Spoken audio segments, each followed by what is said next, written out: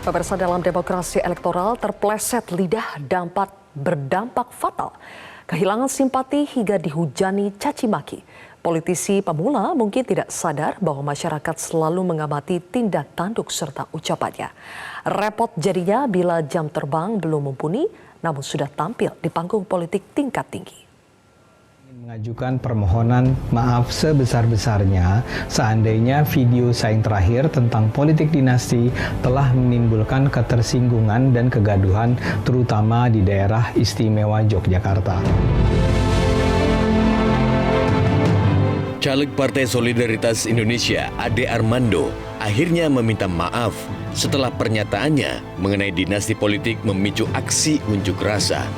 Sri Sultan Hamengkubuwono X sendiri menanggapi santai ujaran Ade. Bunyi undang-undang istimewanya itu. Tapi kalimat dinasti atau tidak di situ juga nggak ada. Yang penting kita bagian dari republik dan melaksanakan keputusan undang-undang yang ada. Kan itu aja. Ya diubah dulu aja kalau dianggap dinasti. Sejumlah pernyataan yang muncul dari kubu Prabowo Gibran belakangan tengah jadi sorotan.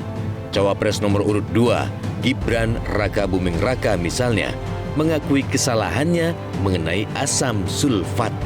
Kalau bukan asam sulfat, saya nanya apa? Asam folat. Kemarin saya nyebutnya apa? Asam sulfat. Asam folat. Ya. Sorry ya, maaf, mohon dikoreksi. Selain gaduh pernyataan Ade Armando, Gibran juga memicu kegaduhan dengan pernyataannya tentang pemberian asam sulfat untuk ibu hamil. Ini harusnya sudah ada screening anemia. Nanti kalau sudah menikah, sudah hamil, harus dicek yodium, asam sulfat ini memenuhi enggak. Saat republik ini berada di persimpangan bonus atau bencana demografi, kesehatan ibu hamil dan janin merupakan salah satu isu penting di negeri ini. Apalagi tingkat stunting juga masih menghantui. Capres nomor urut 1 memahami penanganan stunting tidak pada usia sekolah, melainkan sebelum ibu hamil, yakni memperhatikan asupan yang dikonsumsi, mulai dari zat besi yang diperoleh dari daging-dagingan, yodium, serta asam folat. Tangani stunting itu sebelum ibu hamil. Ingat-ingat nih, sebelum ibu hamil. Jadi kesehatan calon ibu itu sudah harus dipikirkan. Calon ibu nih, baru calon ibu. Dan calon ibu itu membutuhkan itu tadi.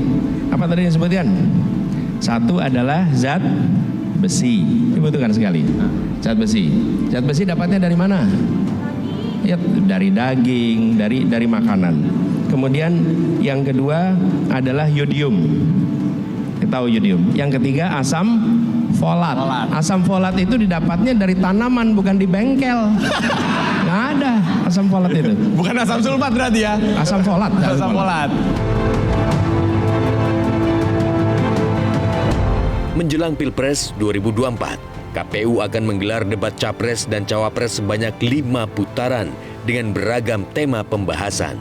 Debat pertama akan digelar Selasa depan, 12 Desember 2023. Debat pertama akan mengangkat isu perlindungan HAM, penegakan hukum, pemberantasan korupsi, dan penguatan demokrasi. Semoga saja tidak ada yang lidahnya terpeleset ketika berbicara di hadapan berjuta-juta rakyat Indonesia.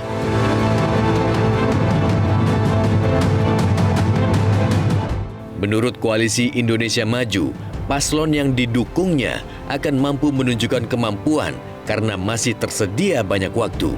Pertanyaannya, mampukah tim sukses memoles cawapresnya? Pemilu masih panjang, bulan Februari. Artinya? Masih banyak Pak, forum. Kami menyikapi seperti itu gimana Pak? Mas Gibran banyak yang juga nggak Pak atas saran-saran gitu ke... Itu kan beberapa kali, bukan satu kesempatan saja Pak. Ya tentunya banyak hal yang akan dibahas, jadi tenang saja. Berarti dari evaluasi ya Pak ya sebelum debat? Jelajahi cara baru mendapatkan informasi. Download Metro TV Extend sekarang.